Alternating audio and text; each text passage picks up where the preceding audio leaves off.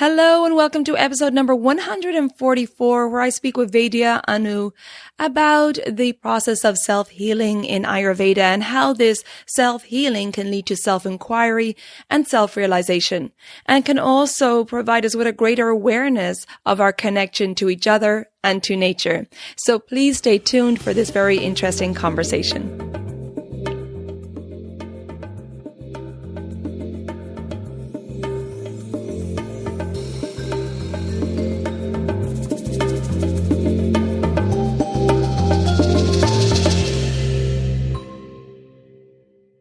Hello and welcome to Elements of Ayurveda, Empowering Wisdom of Life. I'm your host, Colette, and in this podcast, I hope to empower you to take charge of your own health by sharing the holistic teachings of Ayurveda, the ancient healing tradition from India. We will also discuss topics like health and wellness, nutrition, yoga, fitness, meditation, breath work, and much more, as well as interviewing lots of inspiring people along the way. My humble wish is to help you to connect to your true nature, to Mother Nature, and to each other. If you like the content, be sure to subscribe to the show, and the new episodes will automatically download for you to enjoy. If you're new to Ayurveda, I recommend you listen to the first couple of episodes where I do an introduction to Ayurveda and the mind-body types. I've also set up a Facebook group for us to connect and to support each other, and I'd love for you to join me over at Elements of Ayurveda podcast group. And now, here's the show. Hello and welcome to Elements of Ayurveda. Today I'm very happy to welcome Vaidya Anupama Kizhakkeveettil, who is an Ayurvedic doctor, a licensed acupuncturist, yoga teacher, professor, and program director for Ayurvedic medicine at Southern California University of Health Sciences. She completed her degree in Ayurvedic medicine from Mangalore University, a master's in acupuncture and oriental medicine from Southern California University of Health Science, and a PhD from Walden University. Vaidya Anu has traveled extensively to propagate Ayurveda and has presented papers in various research, national and international conferences.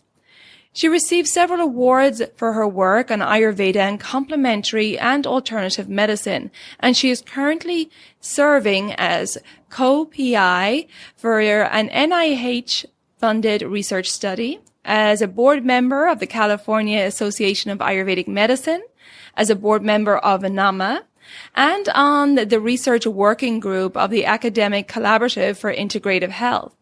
Vaidya Anu also serves as president of the Atreya Herbs, an Ayurvedic herbal company in the U.S., and vice president of Atreya Ayurvedic Integrative Health Center. Welcome to the podcast, Vaidya Anu. It's a pleasure to have you here. Namaste, Colette. Thank Namaste. you. Thank you for this opportunity. Of course. What I wanted to talk to you about today was in relation to a podcast episode I did recently on eudaimonic and spiritual well-being. And that podcast was in relation to yoga therapy. Now, this was an Aristotle concept where he talked about the concept of eudaimonia and how the purpose or aim of a human life was to flourish and self-actualize or self-realize. And this is what I want to talk to you about today, Vaidya Anu, that I want to talk about Ayurveda's teachings on self-realization. And I guess let's start with, what does self-realization mean? Okay, yeah. So before I start, I just wanted to do a small prayer. Oh, please. Sri Gurubhyo Namaha. Thank you. Thank you. So, the self-realization, the meaning or the concept is mainly looking into, it's an understanding of you exist as an eternal, immortal soul beyond birth and death of this physical body. So at that point, you will know yourself better. When you reach into that self-realization stage, you will know yourself better. Knowing yourself in a much better way, you will know what you really need or what you don't need. And I believe that, the physical science cannot solve all our life situation.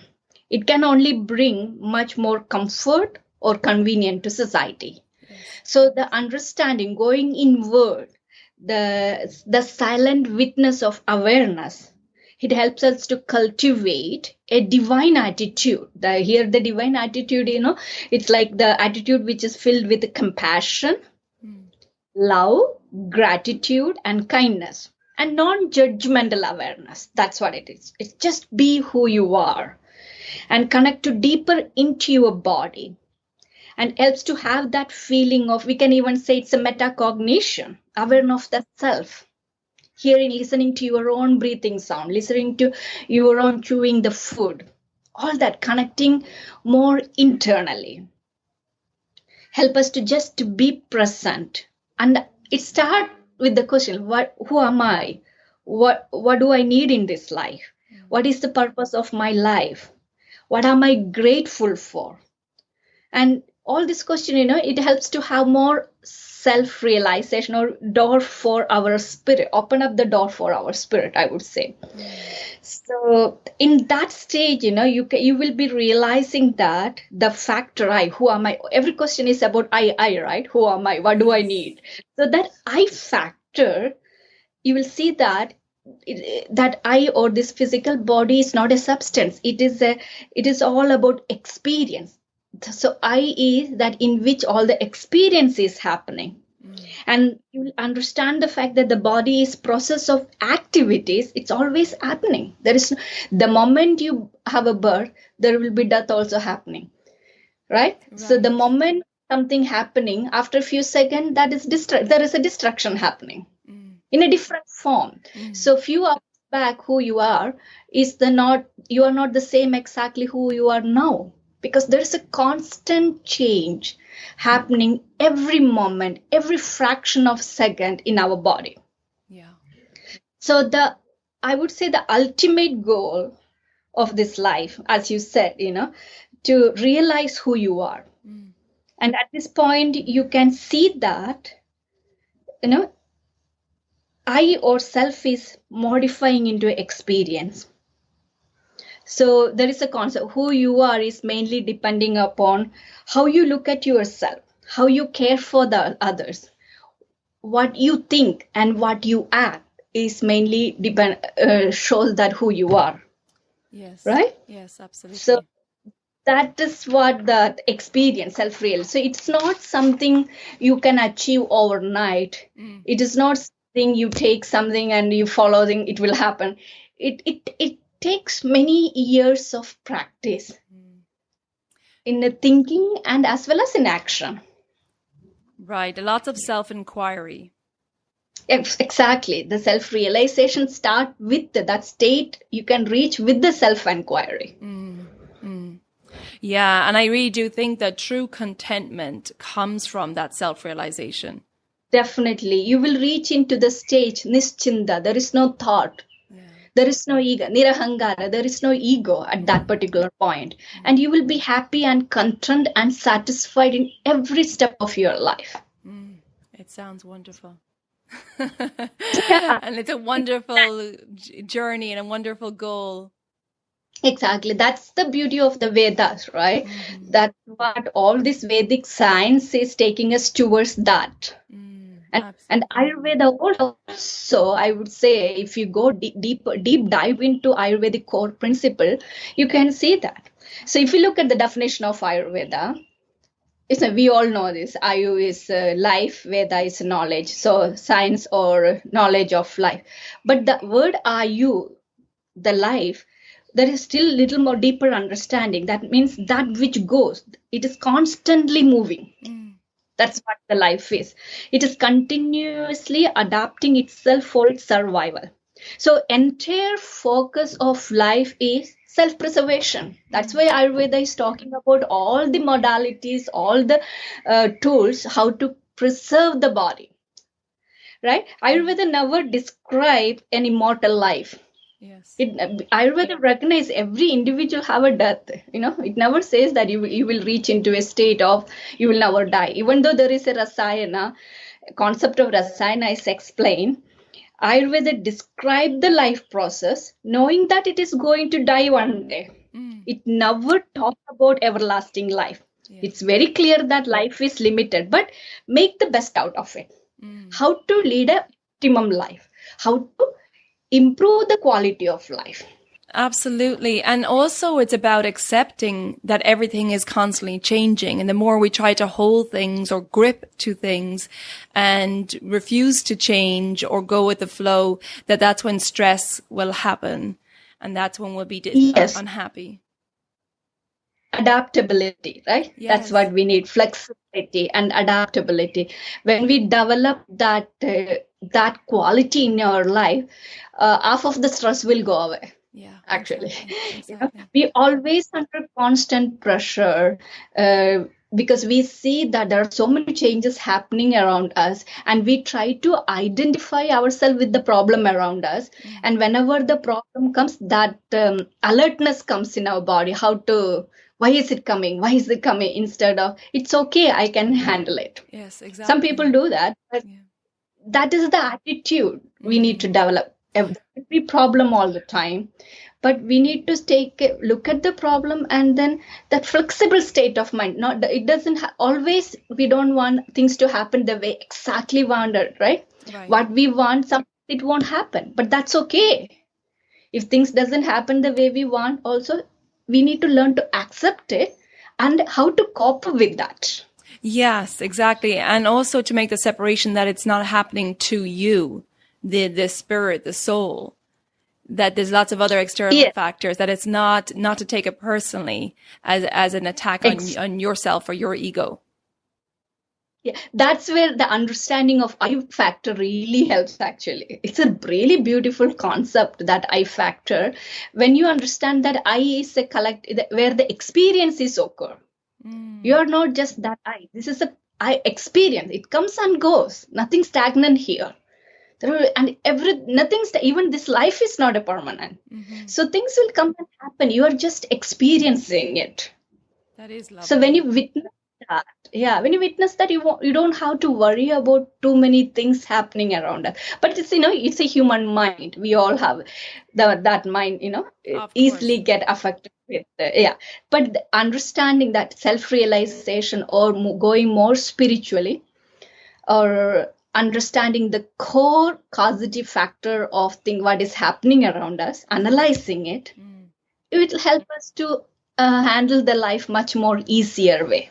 Right. And this is what Ayurveda helps us with. Ayurveda is the science of self-healing, and that self-healing can lead to the self-inquiry that we talked about, the self-realization. So can you speak a bit now, Vaidya Anu, about how self-healing can lead to self-realization? Oh, yeah. So, as you said, Ayurveda is the science of knowledge or self-healing. There is an explanation about self-healing explained in Ayurveda. So, it's a knowledge system that gives deep insight about life. So, if you look at the definition, it's the knowledge of life. It's knowledge of just the body. Life is not just the human body. Life has so many factors involved, right? One of the beauty here is if you look at the foundational principle of Ayurveda, you will see Nyaya philosophy, Vaisheshika philosophy, Sankhya philosophy, Vedanta, Mimamsa, etc. So this knowledge is acquired by observation, conceptualization, analysis, and verification. So which gives deeper insight into how life can adapt inevitable consequence of death or suffering, not just the death, even suffering. So in Ayurveda, the disease is suffering. Anything which brings dukkha or suffering can be considered as disease, right?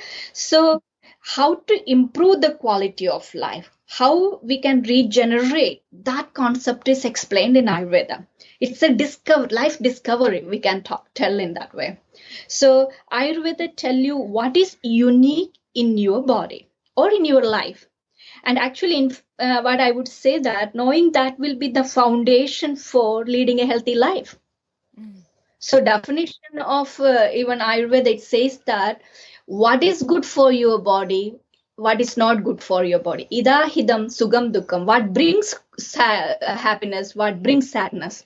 That information you will see, the science which give that information. It's not just say that how to cure the disease, how to maintain, management of certain disease. Not just that. It bring the disease is only one aspect of life. something which can come when the imbalance occurs. Dukkha, the suffering also can happen. Emotional suffering can happen. Financial loss can happen. Anything can happen in the life, right? Yes. So it's a knowledge which talk about all that aspect, how to bring the balance in life. When all this is happening, how to bring the balance. That's why definition of health in Ayurveda is everything balance in your dosha, balance in your dhatu, balance in your agni, right? Balance in your mala, and then, happy or a more balanced state of mind and soul. That's all considered as a healthy person. So when you reach into that self-realization mode, you will ultimately reach into that balanced state of your body. Emotional well-being and physical well-being will be there. So I would say, in fact, everyone who want to achieve healthy lives should study Ayurveda.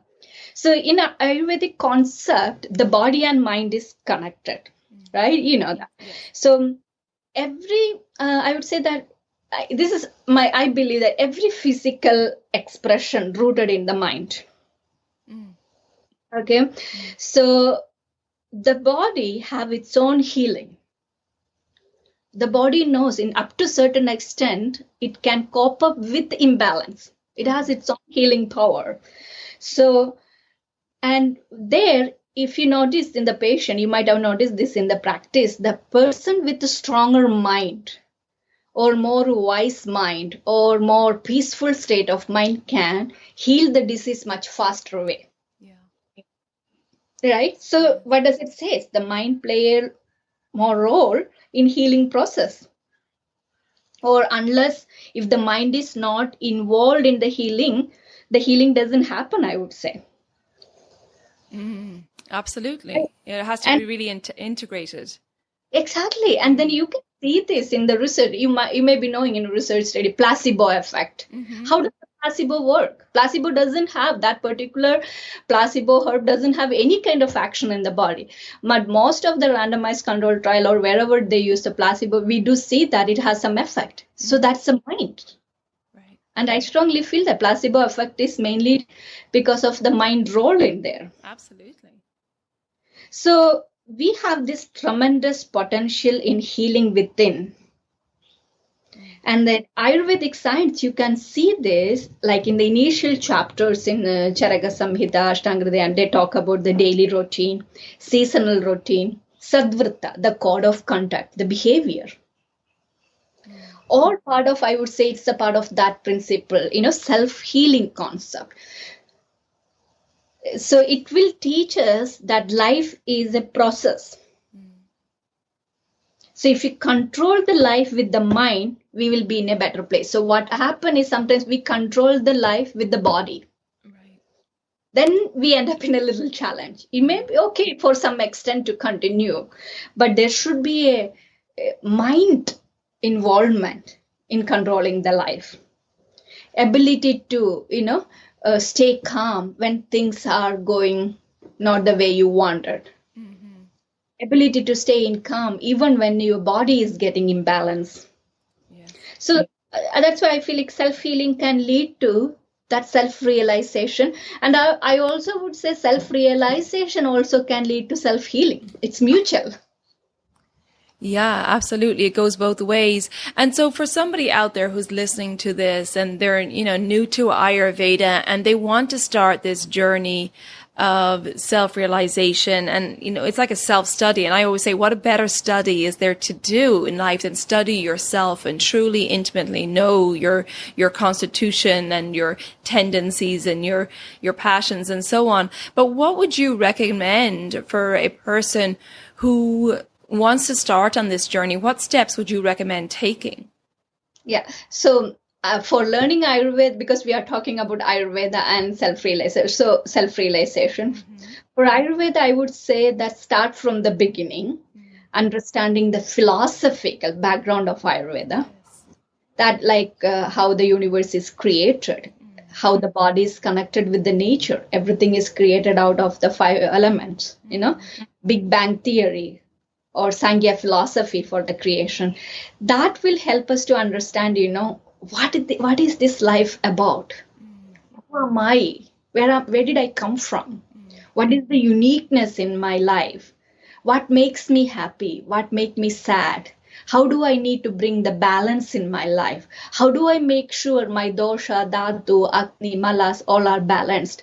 How do I make sure my manas and my soul, okay, the spirit or the positive attitude in life, okay, or in more balanced state? So that it won't just come from if you learn what is dosha, increased symptom of dosha, decreased symptom of dosha, what is dhatu. With that understanding, you won't get that realization. So the core, you should have the foundational spiritual, philosophical aspect of Ayurveda. Thorough understanding of that will help. And when you understand Ayurveda, you reach into a state of self-realization. You meet your own consciousness. And that's my favorite part in Ayurvedic concept too. It helps us to understand we don't have to worry about too much anything happening in this life. It's a constant moving things. Okay, and then if you want to go more towards the later part of Ayurveda, you will learn pathological aspect of Ayurveda, each disease, symptom, and how to manage the disease, treatment principle, management of the disease include from Ayurvedic perspective, diet, lifestyle, various type of herbs recommendation, various type of body work therapies, yoga, rejuvenatory therapies, which include the herbs and various type of therapies, rejuvenation. So that is from Ayurvedic perspective. And from the spiritual perspective, for towards the self-realization, in my understanding, it starts with the self-enquiry, as I said earlier. It's not a short step, and it's a process, and which you practice throughout in your life. And once you reach into that state, also you will still continue this process to maintain. So it starts with the self-enquiry about who am I, what is the purpose, why am I here? And that self-enquiry may help you to have a self-discovery. Yes. And that self-discovery with the self-awareness. Absolutely. And also, I would say that self-acceptance. Sometimes it's very difficult for us to accept who am I concept, right? Yes. Everybody won't be perfect in everything. It's okay to make a mistake. It's okay to fail in something. That's not end of life if you fail in something. You don't have to be judged by the social, public. You know who you are. You know what's your purpose of life. That self-acceptance and building that inner power, self-empowerment. Yes. Right? Yes. And that indirectly, when you reach into that stage, you are started healing your body, healing your mind, emotional and physical well-being. And that it will reach into a stage where it's metacognition. And slowly, I feel like you reach into the self-realization. I have not reached into that state, but it's a journey, And the journey is so interesting. Yeah, exactly. It really is. And like you said, it can come from both areas. You could start on asking those questions, who am I? Why am I here? Or maybe it starts on the healing route, I'm not well. And I think as well for, in our modern world, we're very consumed in this life there's a lot distracting us. There's a lot of, sensory overload and so on. So I really think the healing methods in Ayurveda can really help bring the calmness to the nervous system, the body and the mind, in order to help us to open up that awareness. Because I think sometimes we just don't have the capacity if we are in our always on culture. That is correct. Yeah. Sometimes, we clutch on it. Yeah. It can be, the ama, undigested toxin. Yeah. Or it can be your emotions. When somebody says something which you don't like it, you might keep on repeating. Why did that person? How did it happen? Why did it happen?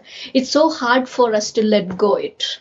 Yes, and that's where the ego comes in, right? And then the attaching to that and taking it personally.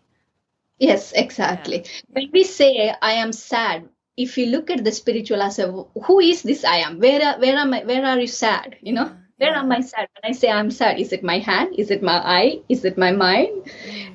Where is that sadness occur? So it is an experience.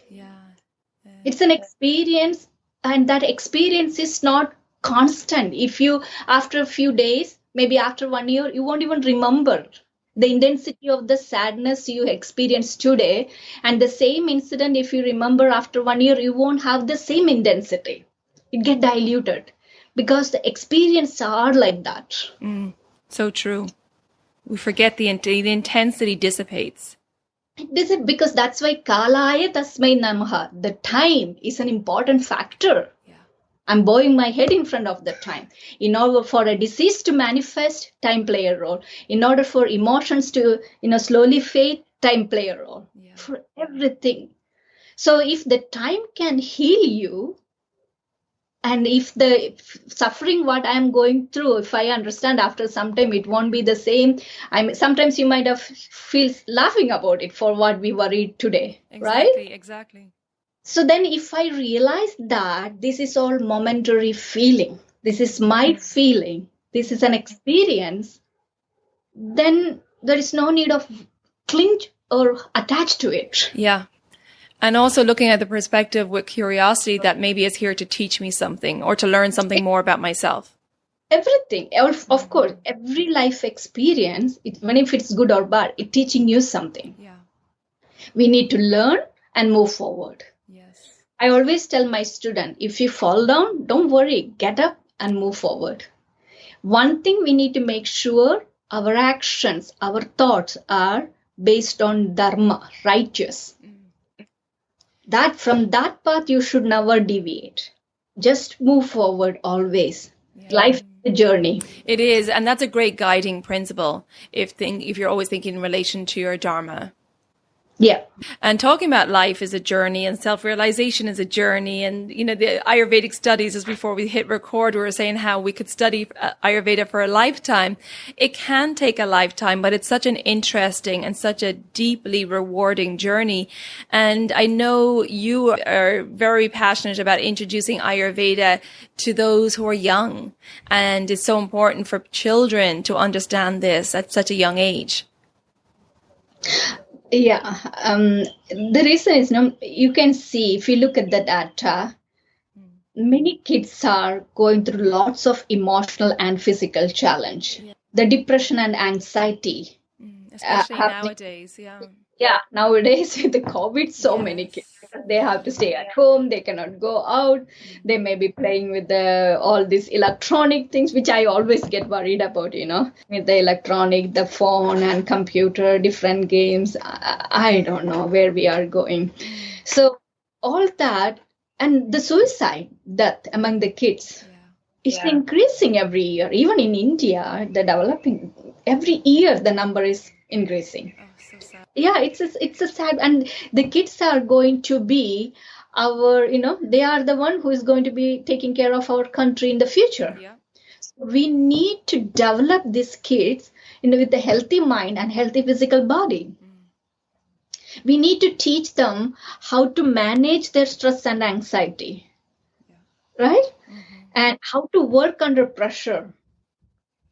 We need to teach, because life is not, even though we say life is beautiful, but it is how you are going to handle the life. Based on that, the life is beautiful. So you need to have all the tool to take care of your physical body. Then you have a healthy body. If you have a health, you can achieve the task what you want to do. So true. Yeah. So in that case, it's very important for our kids to teach Ayurveda and yoga, etc., I would say. And it should be that something that easy to transmit and practice is very important for children. We cannot teach all the complicated principle. Maybe sometimes we cannot tell all this Vaisheshika philosophy, they may won't be able to grasp it, but something which is easy to transmit. And it should make them easy to practice. In a simplest form of yoga and Ayurveda will be very helpful for our kids. So that will help them to keep balanced and alert mind. And physical and emotional well-being. Yeah, the kids, we need healthy children. They must be bubbling with the life. They should play in the ground. They should play in the dirt. They should, go through the challenges. They have to play a lot of different games, and they may experience of that failure. Mm-hmm. Kids should not have the attitude to get success in every aspect of their life. That is not possible. We need to teach the children that failure is okay. It's not end of the world. We need to teach the children how to cope up with. So for that, little bit spiritual understanding of life will really help actually. To learn what to eat, what not to eat. Yes. And to understand their constitution and to understand that they're going to be different from other people's. And I think this really helps in relation to bullying, to understand that they're not going to look like other kids or they're not going to have the same skills as other kids, that they have their own uniqueness. And I think that will really help, just understanding their basic constitution. That exactly. And then, another misconcept nowadays, every kid doesn't have to go to, academician. Every kid have some different talent. We also need farmers. We also need in other jobs. So the kids going through under a lot of pressure now, a lot of competition, getting into the college, getting into the universities, and that all give them, unnecessary stress. Yeah, absolutely, because there's no one path for everyone. I tell that, success in your life is not based on how many credentials you have or what you have earned in a materialistic way, material things. Success in your life is mainly depend upon how peaceful you are, how happy you are. Okay, definitely you need money. You need money to lead a life. That is there. But how happy, how content, how peaceful you are. So true. And let that be your guide in life. Exactly. And then kids should know this basic understanding of life. But that we are missing, right? Nowadays in the school, we don't teach any of these things. Yeah. We don't even talk about life. We don't even talk about, some school maybe they are bringing up nowadays all these concepts. We have to handle, kids in a very subtle way with a lot of, the love and compassion. We have to train these kids to survive the current challenge, not just the academic. Yes, not just physics, biology, chemistry, etc. Yeah, and giving them some sort of, stability, some sort of foundation framework to fall back on. For many people it's different, but having some sort of spiritual framework there. And like I said, that's different for many people, whatever works for you. But so that your child during times of stress, which unfortunately children are exposed to a lot nowadays, that they have that underlying faith in something. Exactly. And I'm not saying here spiritual is religious way. No, but same here. Yeah. The concept of life, that who am I kind of in a simplest way. Yeah. And then having the knowledge of yoga and Ayurveda in a simple way, which help them to have a physiological and psychological well-being. Even understanding the concept of Dharma, that could be a framework for them. Exactly. That's a guiding principle in their life. They should know how our human body is connected with the nature. Yes. They should. We need the new generation who have attachment with the nature, who have a strong passion to balance the nature, not hurt the nature. We need to preserve the nature. Absolutely. And this is what I'd love to talk about next, because not only does Ayurveda teach us how to heal ourselves and guide us on this self-realization journey, but it also helps to connect us to nature and helps us to understand that we are a part of nature and the importance of living in tune with nature and the circadian rhythms and so on. Now, our healing journey may start with our focus on the self, but with this healing and the self-realization and the greater awareness comes a greater awareness of a connection to nature and understanding that we need to uplift everyone and everything on this living earth for a greater harmony. And I'd like to talk about now, Vaidya Anu, how this connection to each other and to nature is so important for planetary well-being and global consciousness, especially at this time where we're seeing such divisiveness and destruction on the planet. Yeah, that's another beauty of Ayurveda, right? Ayurveda, it help us to recognize our human body's connection with the nature. Yeah. We cannot separate the human body from the nature or the universe. What we see in our body, we are able to see outside. We see water inside the body, we have the water outside. We see the space inside the body, we have the space outside. We see the earth, similar type of earth, and then that is outside. So there is a constant communication between this body and the universe or the nature. And that's what homeostasis, there is a balance happening. Yeah. When this homeostasis or the balance is all disturbed, so many challenges can happen internally, the physical body, as well as you will see that in the nature. That's what happened with the COVID, etc. Yes. When the human being's action is very much in a danger way or negative way affecting the nature, one day the nature is going to stand up and say that, oh, please take a break now. Absolutely. Sometimes I feel the stillness, what is happening. I recently was out in the freeway, and you know, in LA, how the traffic can be. Yeah, 6 lanes going one direction. There is no traffic at all nowadays. And I feel like, and this is happening throughout the world. So there is a stillness happening. I think if somebody done a study, how much pollution might have reduced because of COVID, that will be a huge. Yeah, nature was happy. Yeah, nature, but I know there are people suffering because of the disease. I completely understand that. But there is something else is happening in the opposite way too. Yes. You can see a lot of birds outside now. Mm-hmm. You know, the water is not that much polluted. Air is not that much polluted. We are not using that much vehicle outside. Air pollution is much, much, much lesser. So there is the human action have some kind of effect on the nature. And it's very important that human involve in a positive action to preserve the nature. Mm-hmm. So your attitude towards the life make you who you are. Yeah. You are what you think and act. Mm-hmm. So according to Ayurveda, we are closely connected with the nature. Ayurveda has proven it in so many philosophical background.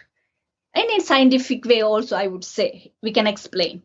So to maintain the balance between the human body and the nature, we have to follow certain action. We have to respect the circadian rhythm, and we have to involve certain action in such a way that we don't disrupt the nature.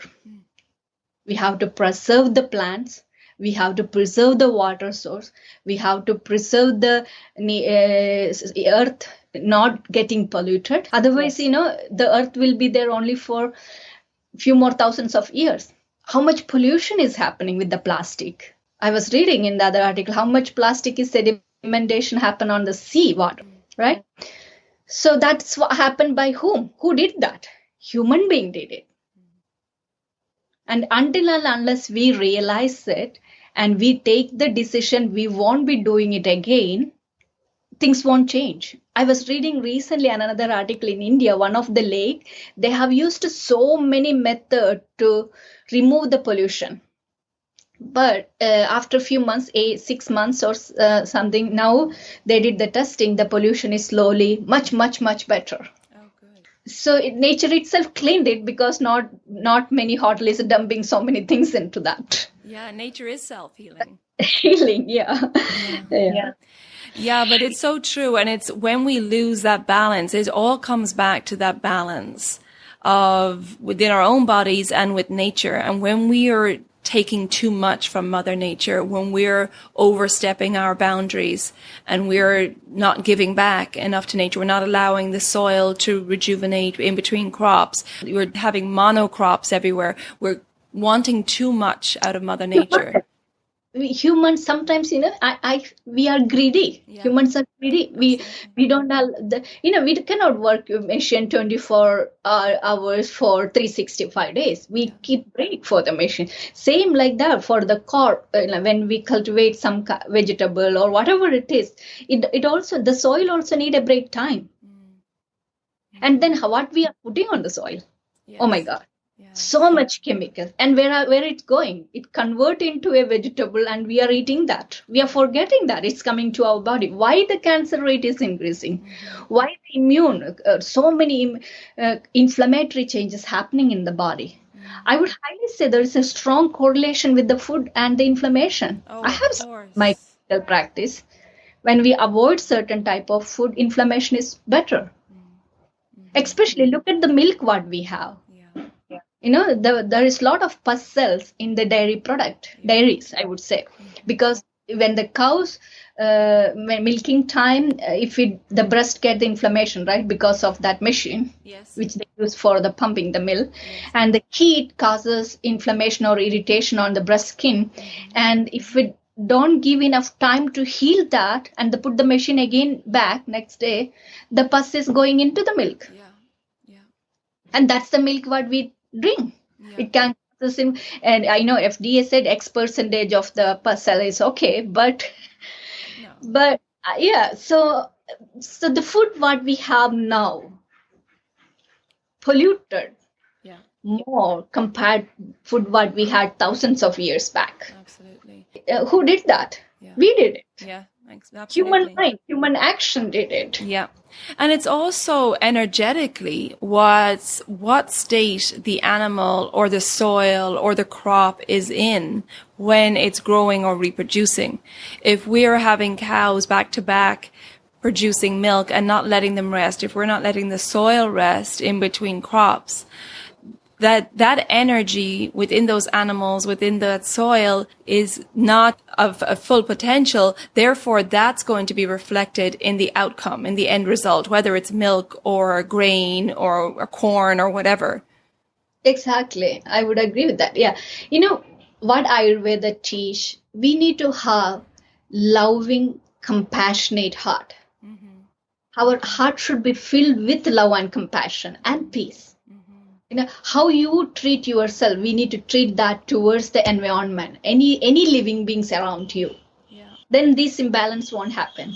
Yeah, this is why I feel if everybody in society had this understanding of ahimsa, non-violence, and dharma, that was the guiding force, the framework of our lives, and that if people studied from a young age Ayurveda and understood the connection and understood the importance of self-preservation and prevention of disease, oh, what a wonderful world it would be. Yeah, and you have heard about the Global Consciousness Project, right? Yes, and tell us about this.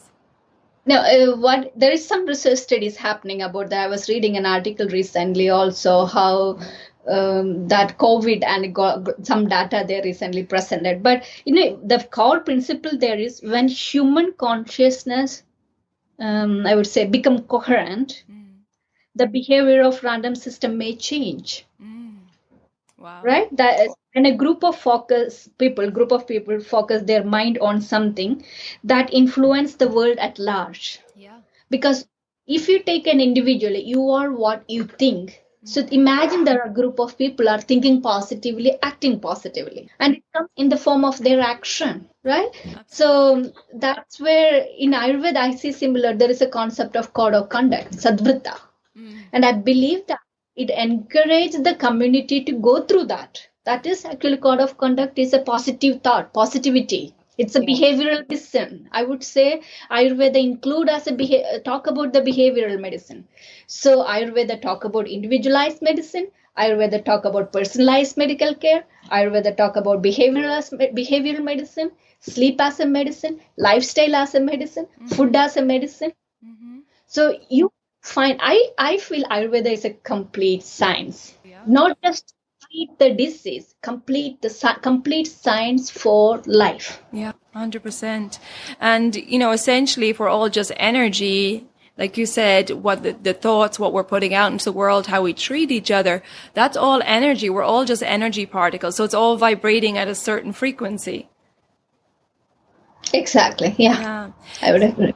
So let's talk a little bit about the importance of the connection to each other. So we talked about connection to ourselves, and I feel that for a lot of people, that's the start of the journey, the self-study, which is important, and focusing on yourself.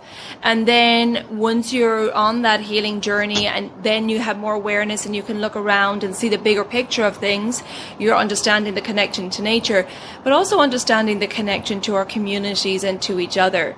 Can you talk a little bit about that and the importance of that for our health and well-being, that it's not just about the I, it's not just about you, that it's important how everybody in our society is doing? Yeah. So I would say, we are an individual human being. We need community for survival. I don't think any individual can lead alone in this world, No. not depending on anything in this. So we need community. One of the research study, it's the largest or longest research study I would say they've been doing for a few years now, shows that what make a person more happy is having a good relationship, good supportive system around them. So there are a lot of private projects now happening, spending billions of dollars, I heard, to create a society or community, I would say community, where people have a support system so that these community won't suffer from that many disease and we can reduce the expense. Oh, interesting. And they're actually Yeah. going to set up communities like this? Yeah, so I was at a conference and I heard this group of people presenting actually. I forgot the name of that organization, but they presented that having the strong community, feeling of that you belong into a certain community actually helps a person to have a healthy, happy, peaceful life. And when you have a healthy, happy, peaceful life, of course, the other disease manifestation will reduce it. And your medical expense will be lower because even insurance company now looking into how they can reduce the medical expense, right? Even the government wants to do that. So they are doing a pilot study with the small project. That's very interesting. Yeah. So the core principle here is we need community. We need people around us to share our thought. It doesn't matter. It's happiness, sad, everything. We need something where we feel like belonging to. Yes. Yeah, and I think this is a problem nowadays with technology, that there's a lot of isolation because it's online. And even more so now with COVID, there's a lot of people studying online now. They're not having the interaction, particularly with the kids, with their friends, high school and college and so on. So we see now more than ever the need for that connection. And in that previous podcast episode on eudaimonic well-being, Marlissa, who I was talking to, discussed that as well. It's not the quantity of relationships, but it's the quality of relationships. And we talked about how in the blue zones around the world, where these octogenarians are living into their hundreds because they have that tight community. And there's been studies done on that as well, and the importance of the quality of relationships, feeling that you have that support. Yeah, every relationship, the quality is very important. Even husband-wife relationship, also quality. Now, whatever the quality time you have between you, husband and wife, you have to use that as a quality wise, not to argue, not to fight, just the best. Same thing. Quality of time with the kids, quality of time with the other family member, quality of time with the other friends. That way you can develop a strong bonding. In order for us to have a quality time, there are certain principles we have to implement in our life. Let go certain things. Things won't happen always the way you wanted in between the relationship. So we need to have that patience. We need to let go certain things. We need to accept the other person how it is. Real love means accepting things how it is. You cannot expect the other person to be exactly the way you want. Every individual is unique. Every individual may react to the situation in a different way. Okay, so we need to accept it. So once we have the forgiveness to yourself and forgiveness to others, accepting how things comes to your life, not to have too much expectation, how things should be, how the relation should be, it makes slowly to bring the quality of time. Yes. And I think with acceptance as well comes freedom, because you're not holding on to these desires that you have of wanting to change a situation or change somebody. There's just so much freedom with it. Most of the time our pain comes from when our expectation doesn't happen in the relationship, right? You want your son to behave certain or daughter to behave certain way, and then when they don't do it, that's the cause of sadness sometimes. Or you want your supervisor to behave certain way, and when that doesn't happen, that's where the sadness comes. So most of the time the sad or worry or fear comes when things goes from your comfort, out of comfort zone. Yes. You have developed your own comfort zone for our, like, each individual habit. When things go out of that, then we have a fear, anxiety, sorrow, frustration, anger, etc. emotion comes up. Yeah. So, but if you create a mindset, adapt the change how it comes, and if you keep on telling your mind, it's okay, I can manage this. It's okay, I will take care of this. So keep that positive attitude. Then slowly you will develop that state of mind where you will be able to handle this thing much easier way. And it's proven in research studies now, because your thoughts will create what is happening around you. Yes. And also, I think we mentioned it earlier, look in those situations is I can learn from this and I can grow and get better. Exactly. Yeah. So, and I think that's a wonderful attitude to have around these situations. Even when the worst things happen, it's like, where's the learning here? How can I grow from this? Yeah. The life is, learn. Throughout the life, we are learning one or other thing. It doesn't matter you are going to a college, university. That is a different way of learning. But in life as it is, you are learning something from your son. I learned something from my son. I learned something from my husband. Learning something from my students and other colleagues. The life is a learning process, and each time we get better and better. And if we didn't get better, also understanding that, realizing it, and making that correction next time, that's also okay, Exactly. And the road to self-realization, this journey, is filled with little diversions and so on, and that's just part of the process. Yeah. Life is not a defined process, Yes. It's not like we can, in the research study, we created stage 1, stage 2, stage 3. It's not like that, Life, we have to have a flexibility. We have to have the acceptance. We have to learn to let go it.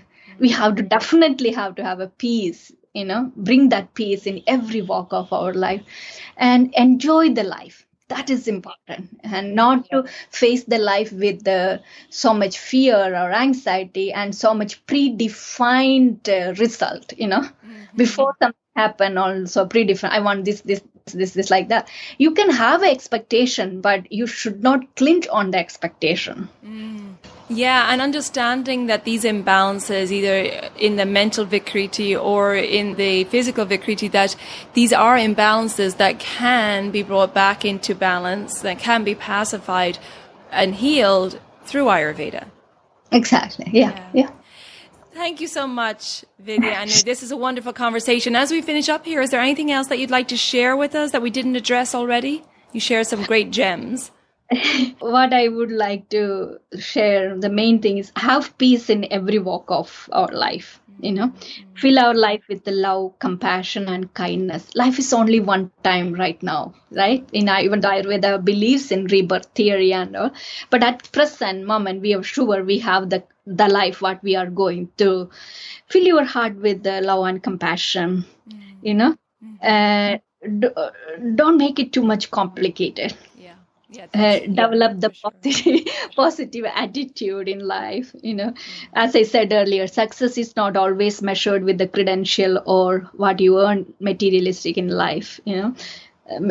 Basically, it's all measured with the how happy you are. How much peaceful you are, how much content. At the end of the day, those are the valuable feelings. And as I said earlier, this I factor is a feelings. I factor is experience. Experience are feelings, right? Yes. So in order for you to make the I factor more stronger and beautiful way, we need to cultivate I factor with this attitude. At the end of the day, what matter, which I always tell most of my discussion, what matter important is, are you happy? Are you satisfied? Are you contented in your life? Yeah. We are so blessed individual, right? Like we are extremely blessed with so many different things. So don't look at, what we don't have always. Look at what we have. Appreciate, feeling gratitude. Gratitude is an important thing in our life. So true. Right? Yes. We forget sometimes these things, having that gratitude, having that appreciation. everyone around us. Oh, we all have a blessed life.